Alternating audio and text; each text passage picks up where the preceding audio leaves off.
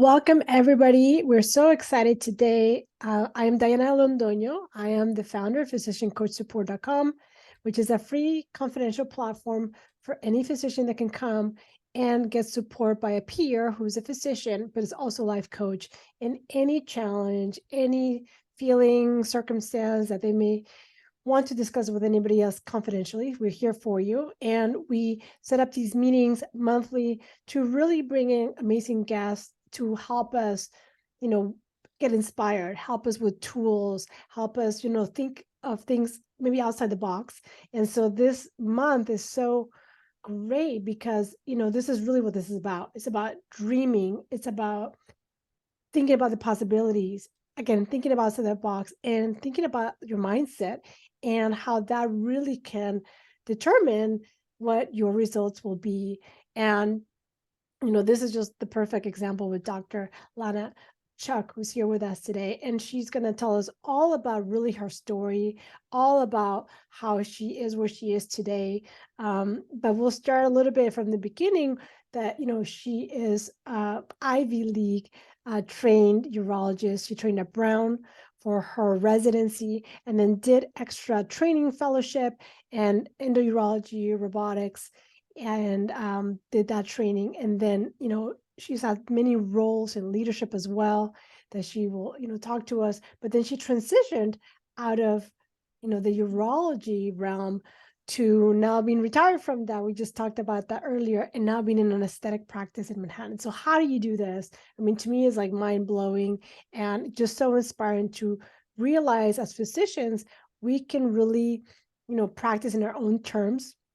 And that's really what this is about. So people always ask me, so I'm going to actually now ask you too, because women urologists, there's 10% of us, so there's not a lot of us. And so people always ask me, like, why urology? So I think we'll start there, and then we'll transition to what happened as you were training, or what point in time, was it fellowship, was it when you were attending, that all this started to change for you, that you wanted to do something different. So again, welcome, and thank you so much for being here. We're just so excited that you can join us with your busy schedule. Thank you so much, Diana. I love what you do. You and I have always supported each other from afar, on Facebook and Instagram and everything that you do. Love your energy, love your passion, love how you put this together and you help support other physicians. And I think that's so important. And I think that seeing someone else do something kind of to push the envelope and to pivot is so important, because I think a lot of times we do feel like we're stuck in something, right?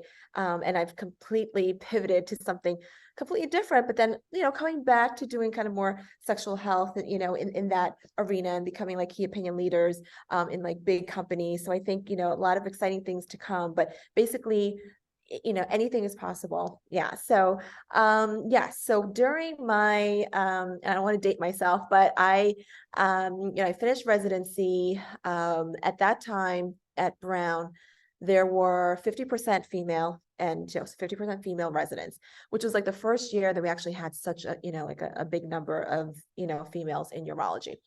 I always knew I wanted to become a urologist, because when I saw an ad in the Penny Saver. I'm totally dating myself now, but the Penny Saver was this little rinky dink, little news, paper type of thing in Long Island. And I was like, oh, it's the summertime. I want to get a job. So I applied to become a receptionist at this doctor's office.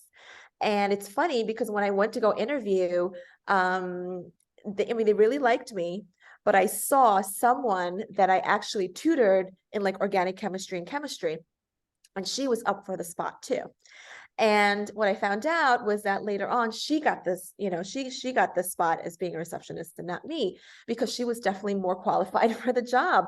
But they really liked me. And so they said, okay, come on in and I will, you'll be my file girl in a urology practice. It happened to be a huge 9-person urology practice in New York. And that's when I fell in love with urology. And I worked my way from a file girl making $9 an hour. And I was like, woohoo, I'm so rich, right? $9 an hour back then is so much money. And then I became a medical assistant and I was making $11. And I was like, this is the life, But that's when I fell in love with urology, because as a lot of us that like kind of stumble upon urology, we realized what a great field it is to be in. And then once we realized how amazing it is, I think that's when we all started to, go into it. But little did I know how difficult it was, because I'm a DO, so I'm an osteopathic physician. And I didn't realize how hard it was to be a DO going into allopathic urology. But I worked my butt off and I wrote lots of papers and just got published and just really worked really hard to at least have like a couple of interviews. And as a DO, like applying to allopathic urology spots back in the day was like crazy and like impossible, right? And I remember that I got an invite to Hopkins and I was like, this must be a mistake. Like, why are they inviting me? And when I met with them, they actually said, how come not more osteopathic, students come in, come in and try to interview with us. And I'm thinking, are you kidding me? You're asking me, like, you're Hopkins, like, we don't think we're good enough, like, we're not worthy, right? And so kind of growing up, especially as a first generation Chinese American, I always felt like, maybe I was, I'm different, I'm not good enough. I always have to work extra hard to kind of prove myself. And so, but that's how I kind of got into it. I fell in with urology early on and just getting exposed to the field before I went to medical school. And then when I went to medical school, it was the only thing I wanted to do was become a urologist. And then I was able to, get into Brown, which is not very friendly to osteopaths, but there was a kind of a circuitous way that I got in. I was actually, I got accepted into UMass, and then the UMass program kind of crumbled, and then I got into urology at Brown. So I got there, and it wasn't a straight line, but I was able to get there. And then I did my robotics fellowship, which I loved. And then from there, I, did a lot of robotics in my early career, went into Montefiore and became like my mentor left at that time. So then I was like the director of endourology. And I did that for like almost 8 to 10 years. Wow. Yeah. I then, really love how you also just mentioned even throughout that, there's not a straight line, a path, even though you have a goal that you want to get there, it can get there in so many different ways. So I think it's important as we kind of think of your story is just realizing whatever your goal is, it may just go always a different way. So, sometimes we really will get there because we know our why is so important. So no matter which path it takes, we'll get there. And I think that's going to probably come up a little bit later as well. But so you were already practicing for a few years and you're mostly doing endourology at that point. Is that correct? yes, I was mainly doing endourology. Yeah. Minimal robotics at that time. Okay. Yeah.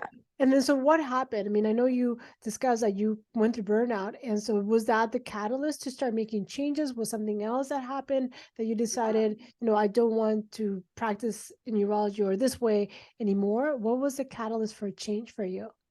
I think it kind of happened slowly over time, but it's really interesting because so I have 2 children. I had my first child, and when I had her, she was a preemie. My doctor said, don't stay on your feet operating, and placenta previa, and I don't listen because we're surgeons and we don't listen. We think we know better. But I actually bled heavily at 30 weeks, and so I had a stat C-section. I was like the patient that they like rushed to the OR with 5 anesthesiologists squeezing, like blood into. I think things change, once you have a child, but she was also like, she was in the NICU for a while. And then we learned that, she had retinal detachment. So she's not going to be able to have any vision in the future. And I think when things like that happen to you and like things kind of change and you change too, and then your priorities change, and especially when you have kids. And so after I had her, I actually stayed home for about 6 months, which is, for someone who's like very motivated, loving to work and always wanting to please people and push myself. It was very hard for me to stay home for 6 months, but I had to. But my whole life was on hold. So when I got back to work, I think that's when I started trying to think outside the box. Like, is this going to be like this forever? It's like I'm on call. I mean, there's so many things that us as females and as mothers, we go through. And I remember, and just a quick story, I remember I actually had a couple of miscarriages and I went to go get a DNC in between cases. Oh my And I God. remember coming like late to one of the cases, and people were like, why are you so late? But they don't know what we go through. But it was just another day, like, okay, we're going to get my DNC. I'm going to come back. I'm going to operate. Like, that's how I was. And I realized after 5 years of doing that, never taking vacation, because every time I took a vacation and a patient of mine came to the ER, they had my phone number. I was that person that gave my patients my phone number, and the families, and so they would call me. So I would come back from vacation because I never went anywhere far. So I was always local. And so I came back. And then I realized that that really takes a toll on you after some time. But this was the catalyst, Diana. The catalyst was I wanted more money because I saw that even my robotic fellow was being offered a position that paid 75,000 more than I was. And I'm an academic urology.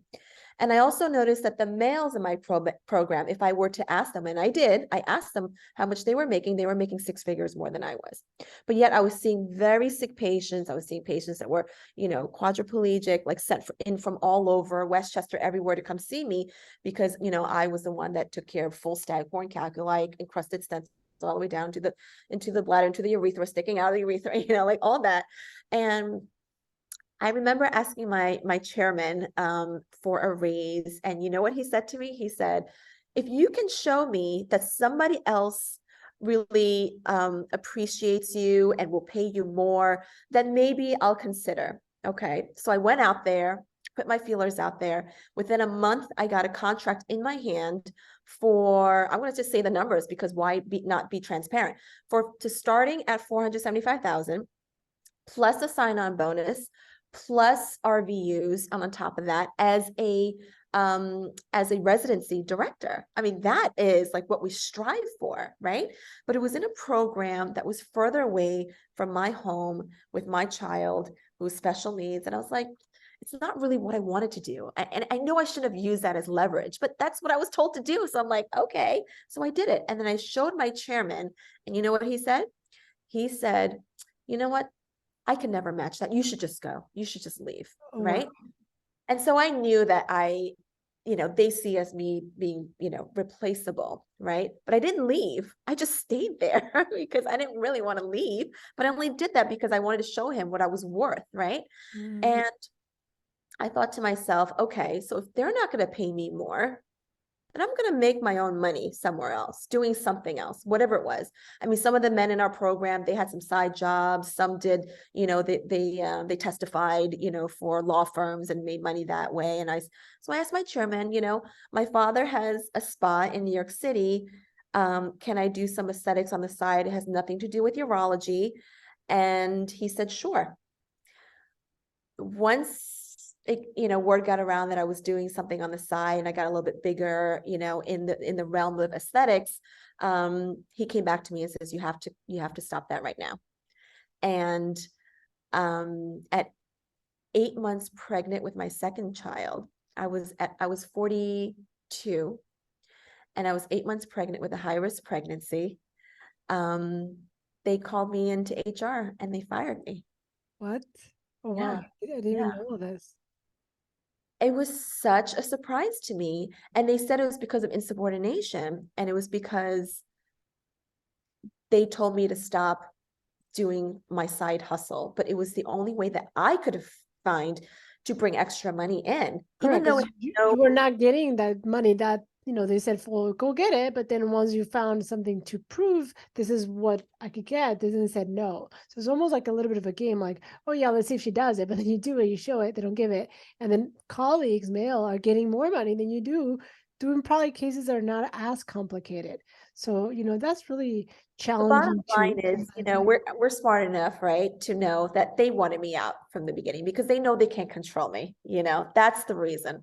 And I understand because, now as a business owner of, this, my big company and multiple companies, I understand that when you have a staff member who's not happy, who's doing all these other things and, and you can't control them anymore, I totally understand why they wanted me out. But it was just a very inopportune time. At that time, I thought, oh my God, I'm 8 months pregnant. Like, I'm the only breadwinner. Like my husband quit his job to take care of our other child. And I'm thinking, what can I do at 8 months pregnant? I can't get another job, like who's going to hire me, And I was the only breadwinner. So I think that, one of the lessons that I've learned in life, And, you know, hopefully this, you know, other people may have similar stories as well, because we all have our own amazing stories. But one of the things that I learned is that when you really have no choice, you push yourself. Mhm. And I just feel like we have so much within us to, because we're all like type A personalities. If we got to this far in life, you know, we can really accomplish anything. We just have to change our mindset, right? And so once I was fired, I couldn't get a job. So I went full into aesthetics. I worked doing aesthetics all the way up until my C-section, my planned C-section. And then I went back like 4 weeks later to see patients. Thank you, Faye. And you know, it's one of those things where when you have no safety net, that's when you push the hardest, because you're not just doing it for yourself anymore, right? You Like you're have your doing it for your kids. family, you're doing it for your kids. And I remember thinking, oh my God, my life is over. I am like this, like, you know, high achieving person that like went from being a first generation, you know, immigrant from a family who escaped from China and communism, built a raft, got drugged on a boat to come here to give us, their children, a future like education. I just couldn't like let that slip. So I'm thinking, what can I do? So I just worked, and then not so long afterwards, COVID hit, right? So 2020, so I had my child at 2019, and then started working, doing aesthetics, and then and found another job doing part-time urology. But then COVID hit, and we're in New York City, like the hub of COVID, you know, 2020. We were like, people were dying left and right. We had like 4, you know, huge trucks of you know, people from the morgue that just had nowhere to go. And thankfully I was able to get a part-time job in urology during COVID, and I went full-time urology during COVID. And I'm thinking, okay, I have 2 options here, right? The world's on pause, and I could either go back into urology full-time, right? But I thought that there was like a higher purpose. Like there's a reason why things happen the way that they did, right? And I took a chance and I said, no, I'm going to go back to aesthetics. So during COVID, I posted on my social media page. And remember, I couldn't post before on social media, because here I am, an academic urologist. What am I going to post about? You know, like fillers, Botox, like body contouring, like, you know, people are going to be like, well, that's ridiculous. Why are you putting yourself out there for that? So I never was able to be visible, and I never ever advertised myself until I was fired. And now I can do whatever I wanted, right?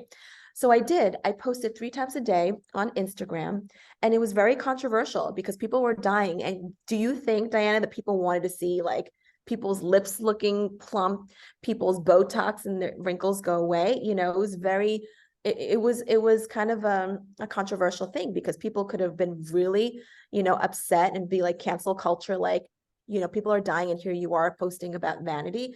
But I realized it's not about vanity.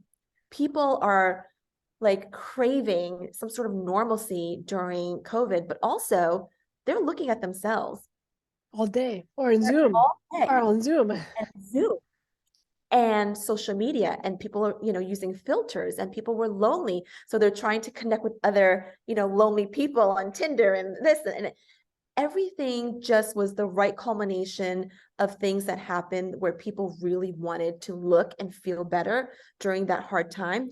So during COVID, we had to shut down. But when we were able to open back up, I had like 6 months worth of patients just stacked up. And then it just spiraled. And I actually quit my urology job, my day job, last year in May, when I 10x'd my salary. That's when I quit.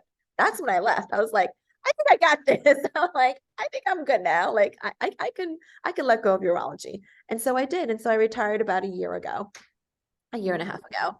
Yeah. So From how did, I mean, you said that your father had a practice, he had a spa in New York, is that correct? So did you join his spa, or did you, like, where did you go when you were initially with your job where you were kind of part-time and then you kind of went more full on? Was it still your father's practice that you kind of grew, Well, or no, was he it? just had a like a massage place. Like this is just a regular spa.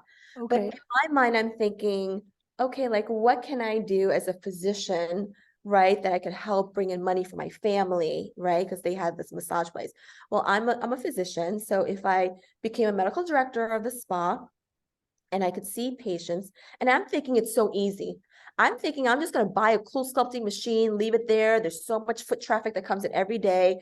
And it was just going to sell itself. And I was going to, and these companies, they like promise you like you're going to, you're going to make it all back. You're going to make hundreds of thousands of dollars, like, right away and everything. And it's not true, by the way. You really have to work. Nobody's going to make you successful except for you in your business. So I think one of the things that I learned early on is that, you think you can just do a passive, side gig like that. It doesn't work that way. You really have to put your like blood, sweat, and tears. And then years later, that's when you really see, the growth of your trajectory. So yeah, no, he was just a day spa. And I know there's some questions, but I don't know if you want me to answer Yeah, throughout sure, or. because I think people want to like I think for some people it's hard to wrap yourself going from urology and aesthetics and what is it? What did you learn? Like how did you learn all this stuff? Because then later we're going to talk about how you now do these courses where people come Yes. and they learn from you and they're like sold out. I mean, these things are amazing where they're totally sold out. People come from all over to learn anatomy, learn technique, safety, all this stuff. So now you even went into that route. But when you were starting and you had this kind of space with foot traffic, you decided, okay, I could do something as a physician. But how did you start that? I mean, how what did you start doing, and where did you transition? Now to where you are. But you were saying like, I love how you just smiling through this challenging. I mean, I'm just blown away. But where did you start? Where did you say, okay, I'm going to start? Just fillers, Botox. I'm going to go to a course. Where did you start? At the beginning. Absolutely, yes. And Faith, thank you for saying that. That's so sweet of you. I'm so glad that if I've touched anyone's heart, like, and I do feel like crying, but I think it's okay because I feel like sometimes you have to be vulnerable because we all go through a lot in life, but it's your authenticity that makes people like mesh with you and like understand you. And I think it's really important for us to see that because we all struggle. I just think I mean, I'm just in I didn't awe. need to cry, but like, I'm not even like, I'm just in awe. Like, I'm getting chills. I'm like, how do you go from this to just saying, like, I'm going to just hustle. I'm going to make, yeah. lemonade out of these lemons. And I'm going to, just do the best I can and put myself all the way the gas to the pedal and like 10 extra salary. I mean, again, my mind is like, what is going on here? And I know that Jason, you asked about like what does aesthetics mean? So aesthetics is just using fillers, Botox, kind of like things that help to, produce more collagen in order for you to look and feel, your most youthful self. And so a lot of like what aesthetics is just really minimizing, the skin laxity, the volume, deficit that you have, and really just restoring your natural look. And one of the things that I realized, I'm going to tell you guys this is really amazing, but we go into this field because we want to help people and make people feel better. I thought that this was like a vanity thing. When I started seeing patients, I'm like, okay, like maybe they just want some bigger lips. But no, it was an amazing transformation. And my patients would literally cry and say, you know what, like what you did for me, like people at work treat me differently, And I know we don't want to say like, looks matter, but it's almost like when you feel good about what you see in the mirror, it really changes your outlook and it really makes you feel more confident. So like my whole thing is like, I'm doing this because I help people feel their most confident self so that they could go out into the world and feel more empowered. Like in my mind, that's what I'm doing, And so I learned just by taking some courses, and like us as physicians, us as surgeons specifically, we are the type of people, we see one, we do one, we teach one. And what I realized, so when I first got into this, I was so naive, Diane. I thought that everyone was going to be like, welcome me with opening arms, like, oh, welcome to the club, like you're doing aesthetics. But no, oh my gosh, I was like cyber bullied off of Facebook and taking my posts down. It was mainly by, core physicians of like derm and plastics, like, who are you, stay in your lane type of thing. And the one thing I'll say about that is that, there are a lot of nurses, NPs, PAs, other physicians that are doing this all day, every day. You just have to have a medical degree, or, you could be an RN, in places, and some places you don't even have to be an RN to inject. Thank you. And so I figured, if other people can do it, Why why not can't me? we? Why Why not? not me, right? If other people are hiring physicians, like I know some estheticians who are hiring physicians to do these things, because without the physician, they can't have this medical practice, because it is the practice of medicine. And so I thought, well, if they can do it, I can do it, And so I learned, and I just started practicing, like on my mom, I practiced on my sisters, like anyone who would let me practice. But let me tell you, when you practice on other people, I mean, this stuff is very expensive. Like, it's like a very expensive hobby. So you have to start making money quickly. Otherwise, you're going to go bankrupt. Yeah, absolutely. I mean, these fillers are, like I said, no joke. It's expensive gold, liquid gold. It But so is. you just started learning, and then you really self-taught. Because did you have like a mentor, like a coach, like any business thing? Who was your mentor? Because it sounded like there's a lot of bullying, a lot of people just being resistant. Like, why don't you just stay in your lane? Like, it didn't seem like there was an uplifting, like welcoming party, like you said, or just like, hey, let me help you. Let's collaborate. Let's elevate. This is amazing. Who was helping you through this transition as you started to grow and continue? Did you have any coaches, mentors, anybody that you can kind of look up to that Yeah, helpful throughout this I, process? I absolutely did. I had one person who was a vein specialist. He's actually pain anesthesia from MGH, and he wanted me to learn veins from him. And I said, okay, but I'll learn veins, and I'll do veins for you, but can you teach me aesthetics? Because he did aesthetics in Miami. And so I basically did like a 6 month, like working for free with him, but learning a lot of what I needed to learn, because this is something that needs, it does Practice. need a little bit of mentorship, right? Mhm. Especially being your own boss, and having your own business and being an entrepreneur. It's a completely different mindset, and you kind of have to switch in that mindset. And the people, so I started to train other people when I saw how difficult it was for other physicians to get into the field. And remember, this was 5 years ago, right? And there wasn't a lot of you know uh, you know physicians that felt like they can go to a plastic or derm and ask them for anything, because it was, it wouldn't go anywhere. And so and I met this vein specialist who was a friend. And I'm going to tell you guys one thing that I have learned, is that the more you put yourself out there, and the more deeper connections that you make with people, and the more you talk about what you want to do and your intentions, but not just what you want to do, how you can help other people, right? If you can help one person a day, not only does that make you feel better, but you get good karma that comes your way, and you never know where that relationship is going to go.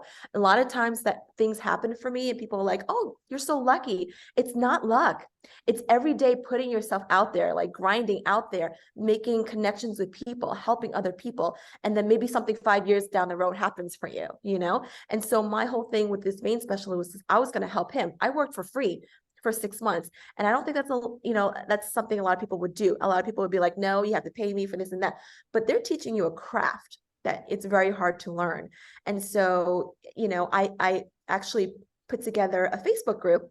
It's called Aesthetic Medicine and Wellness for physicians, and I have one for nurses as well, and PAs. But that was the first foray of me getting a community together. And Facebook is so great, as you know, because it builds communities.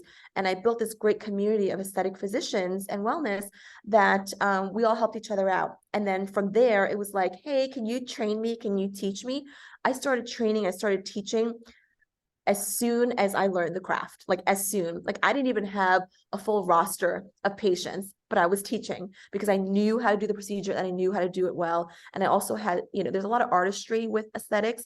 And so it's something that artistry you can learn, but you can definitely get, you can get better with time, but it is something, that's kind of innate. Either kind of you have it, the artistic eye, or you don't. And thankfully I had it. Who knew? Because I was never artistic growing up, right? But I can, really make a really beautiful facial rejuvenation looking very natural. And so I think, so that's how it, it kind of built, was from having a community, helping each other out, and then other people finding me on Facebook as our physician community and saying, I want to learn from you. And we've trained hundreds, maybe even thousands of physicians at this point. And a lot of them have very, very successful medical spa practices with aesthetics. That's amazing. I mean, I love those points that you made, like putting yourself out there. And what you also describe is like massive action, which means just keep going, keep, working at it, and just not giving up, even if you don't get the results right away, because you know your why. You know your why is that you want to succeed for your family and you want to take care of them. And so you continue, put yourself out there. You tell other people, these are my goals. This is how I want to help, so people can collaborate. And yeah, you're going to get the group of naysayers, the group of haters, the group of people that, don't want to help. And that's okay. You're always going to get that. But like, you don't have to listen to them. Listen to the group that, supports you, and Yes. listen to, and like also build your community. If you can't find it, you did that. I mean, you're so humble about all this, but, you build these communities. If it's not there, if it's not existing, if you're not finding people that want to collaborate, you're going to build it. And it wasn't done before. You just grew this community that you brought this intention of collaboration.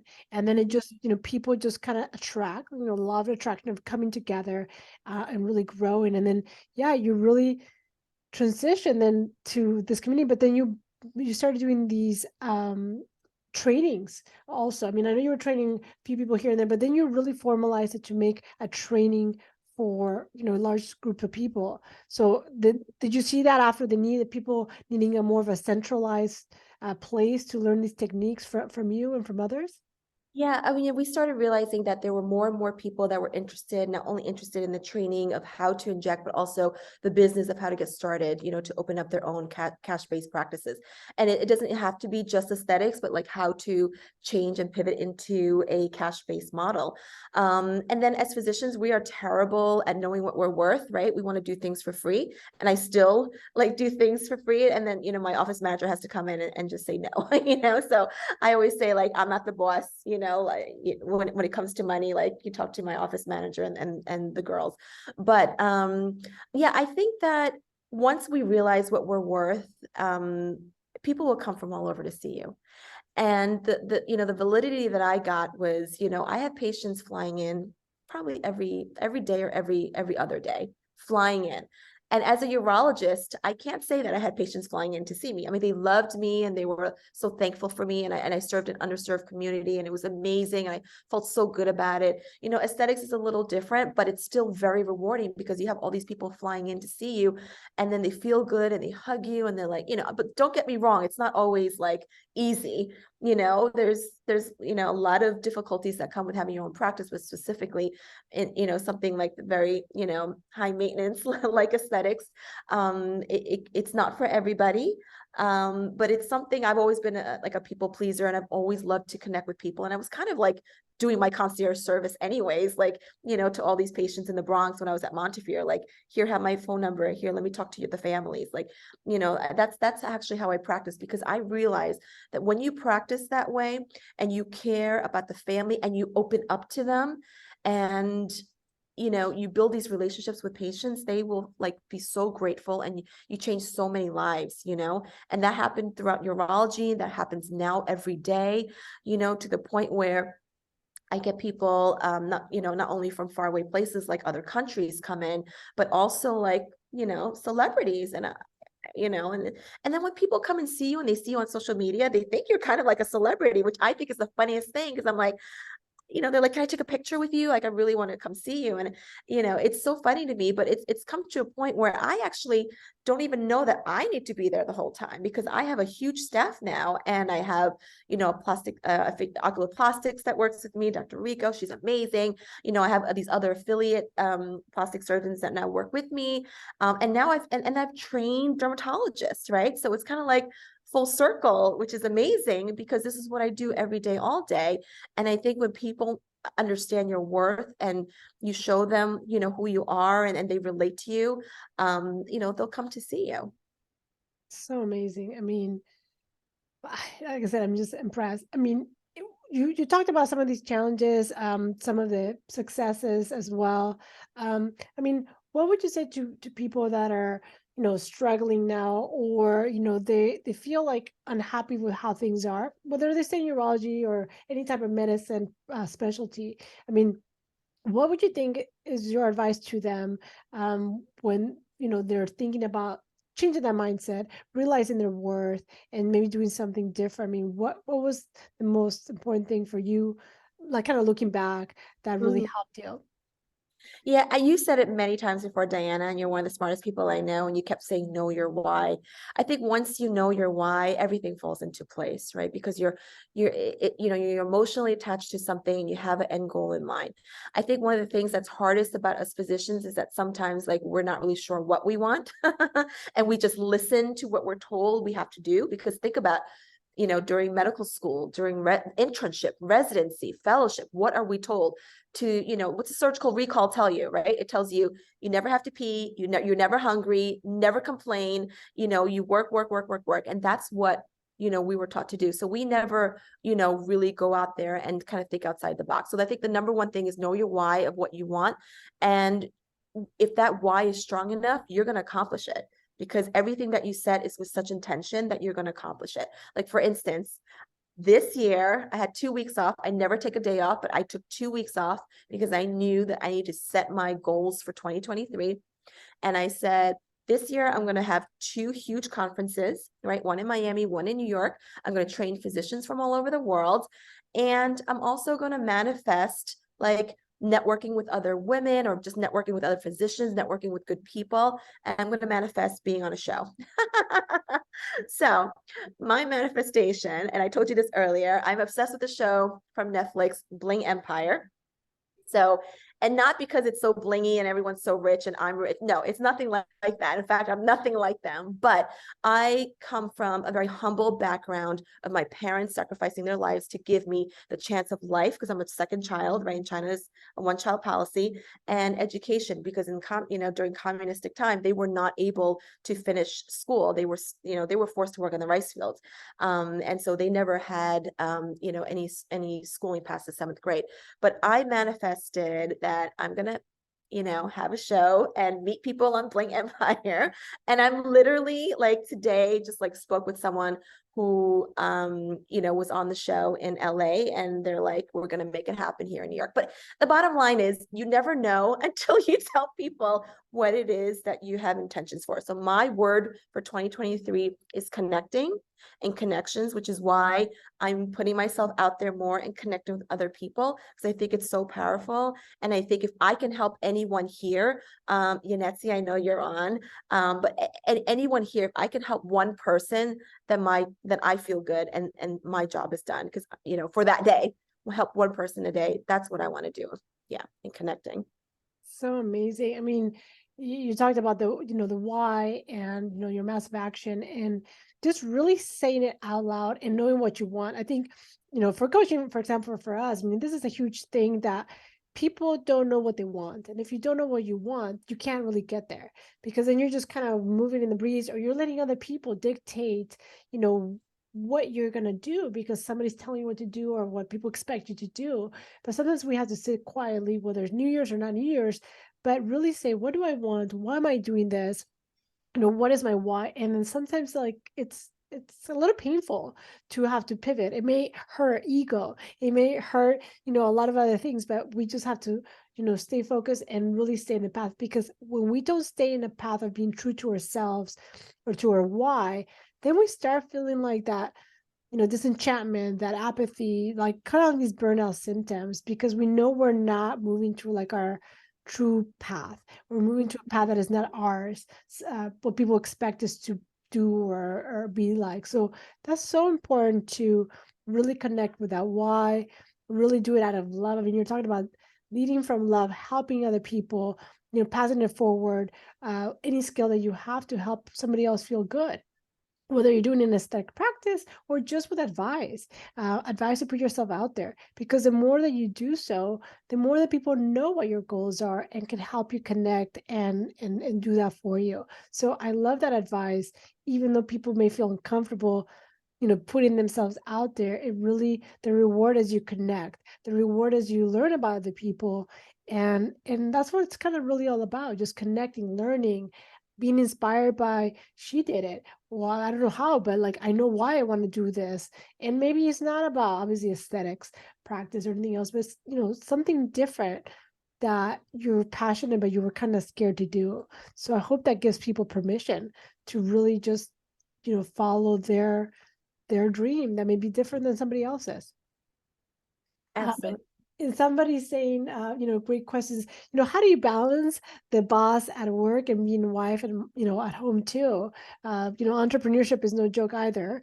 I mean, it sounds like you have a huge staff and you obviously have your kids. So how do you balance, all these responsibilities? I think that when we say you have, if you, when you're an entrepreneur and you're your own boss, you're on 24/7, right? So the idea of like, let me have better life balance, let me start, my own career. It's like, no, now you're on 24/7. But you have to have very good, very good network of supporters. So like my husband, he quit his job, and he's taking care of the kids, and now he's helping me with my practice. So I definitely think have to have a very, it takes a village to raise kids, right? So you really do have to have a big community to help you. My husband and I are very different. I am like this, like emotional thinker, like I do this, and this, and in my mind, I can get everything done, right? I may be a little bit ADHD, but I think it helps, and it's good for business. And my husband's very rational, so I think it's good because he kind of like pulls me down sometimes. He's more like the operation, so I definitely think that having someone there who can really help you, move forward. I would say as a boss, I I don't think I'm a very good boss. I'm gonna be very honest with you. Like, I am not a good boss. My husband's a better boss than I am. People at my job really respect him because he's very level-headed. And for me, I kind of feel like, the people I work with like are my friends, and so I kind of treat them like friends.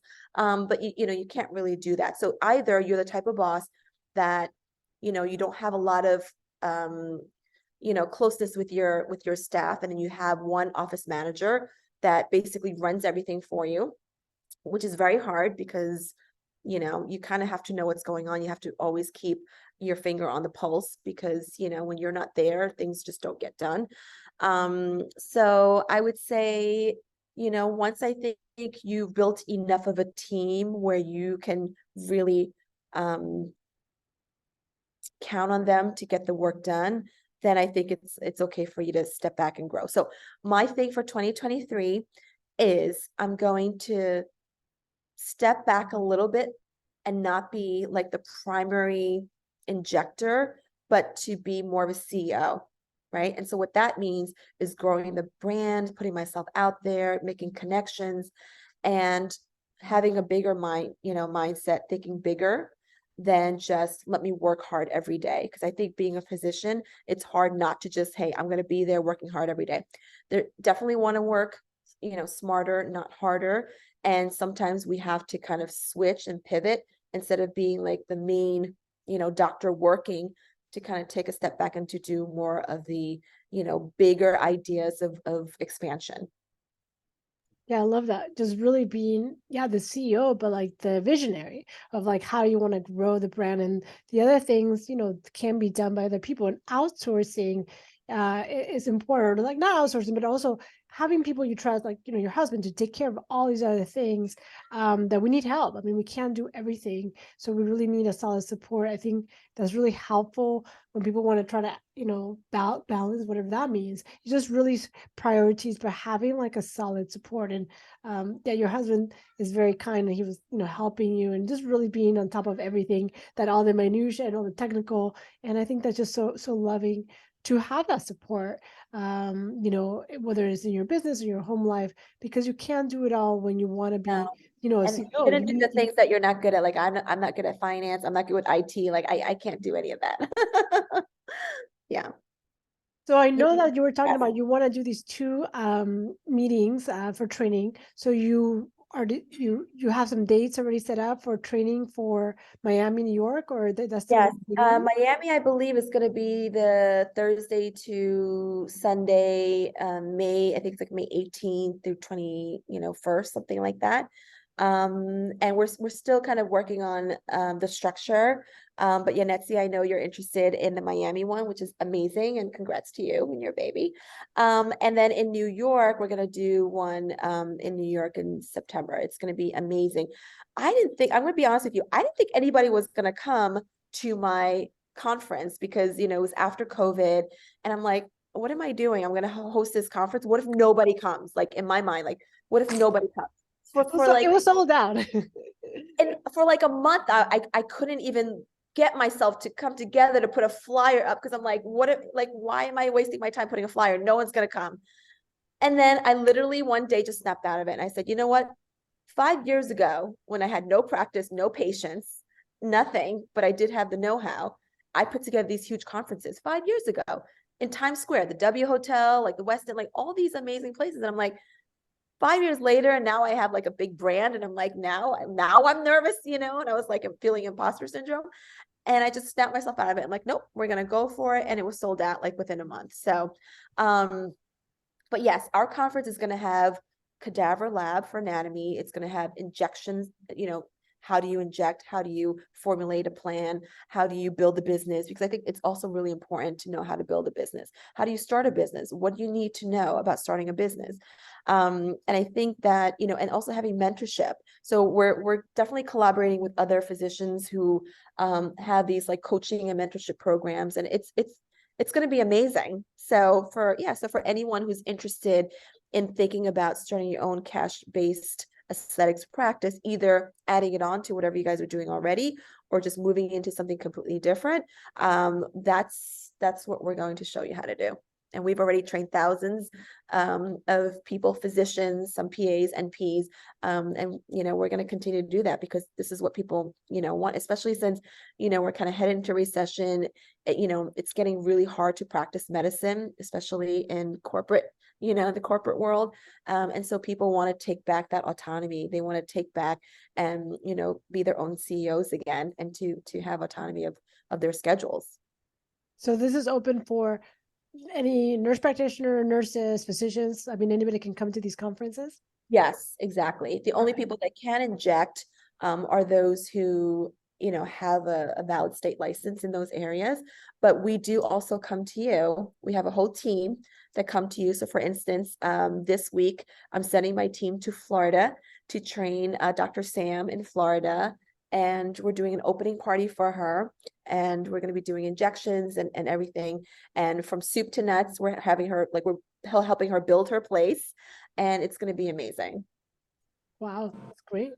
Yeah. So, I mean, I just love that. And I mean, you talked about things coming up. I mean, do you have any other projects you want to share with people so where people can find you to learn more about your conferences, or having your team go to them to teach them all these skills, whether it's injectables, whether it's the practice part of it, the business part, any other things you have coming up you want to share with people listening?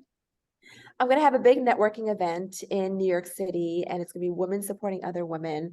So for all the men in the group, you definitely can come and support. But I think for the aesthetics conferences, the one in Miami in May, the one in, our big one in New York is just going to be amazing.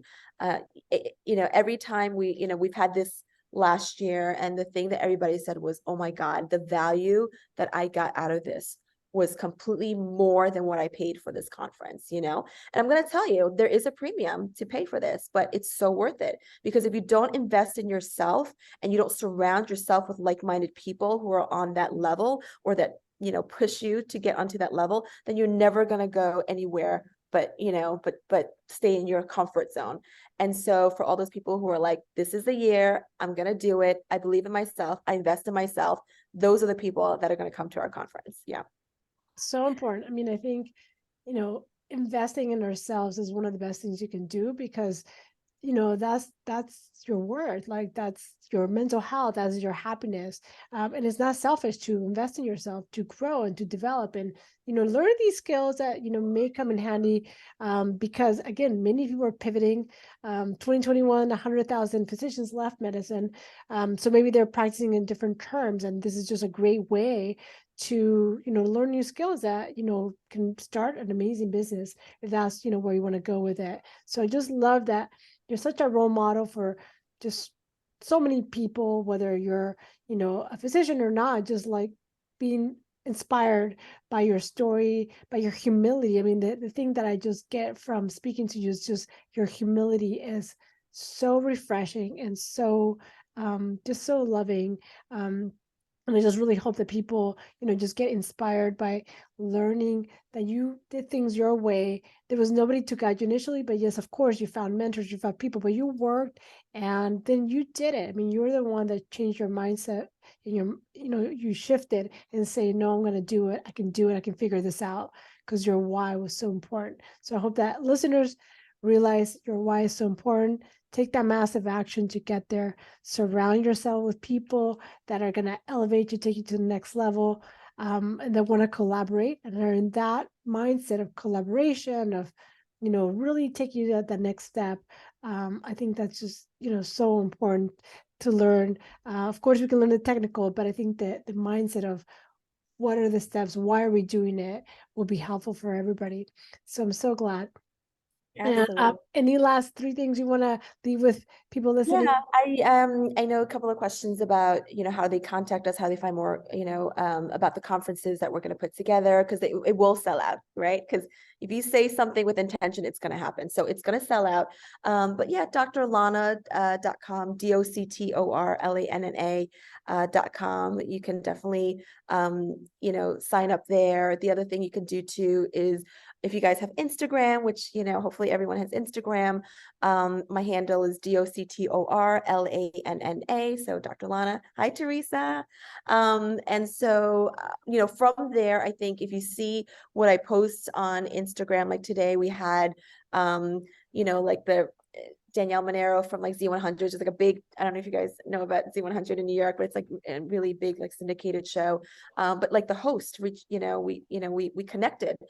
She's the host of the morning show, and she connected and she just loved my message, and she came to see me today. And so we did a nice little post on my Instagram for her. And it's amazing because people come and they believe in you, they want to support you, and they post for you. And I think that's one of the most important things for when you're growing and you're in that mindset of like, how do I grow and how do I get people to send people to me? You ask, and you do good things, and when you do good things, people want to support you because they believe in you and they love you and they trust you. I love it. And yeah, of course, you're in all the social media handles. So, anybody that wants to connect on LinkedIn, TikTok, Instagram, Twitter, Dr. Lana, right? Those are your handles. And so we'll put that all in the show notes so everybody can, connect with you and follow you and see all the magic you do on your Instagram videos, to see how people just look amazing, feel great. And when you feel good, you're going to go out there, like you said, really seeing the world a little bit different, with a little more enthusiasm, when you feel good about yourself and you look good. So I really thank you for what you are doing for people. Thank you for inspiring all of us. Again, we will send a replay, but we are here because we really care about the physicians. We care about people that are struggling with burnout. 60% plus are in burnout. 400 plus per year complete suicide, which is a tragedy because we are so well trained and we take care of so many people. So we don't want physicians to struggle. We want them to feel good, to take care of you, because we impact so many lives. And so if you know a physician, if you're a physician that just wants support and can confidentially talk to another peer, send them our way to physiciancoachsupport.com. We're just really there because we care, because you matter, you're worthy, and we really want everybody to thrive in medicine and be happy in medicine, and not be in a state of despair. So thank you again for everybody that came. We really appreciate you. Share it for others so they can be inspired with Dr. Cheuck, and also just to get support. We really would appreciate it. Thank you so much for joining us Thank you this so day. much, guys. Thank you for the lovely inspirational words and comments. And you guys made my day. And you know what? And I cried. And I always tell myself, don't cry, don't cry. But it's not a sign of weakness. And I think people want to see, that everyone kind of goes through their own, their own paths and just enjoy the journey. And we're all human. We all have tears. We're not robots. We're told we're robots, never to cry, but we're human and we all struggle, whether you're successful or not. We all have struggles, and because we are human. So I really appreciate that you share that with us too. Absolutely. Thank you so much, guys. Hope to be connecting with all of you guys soon.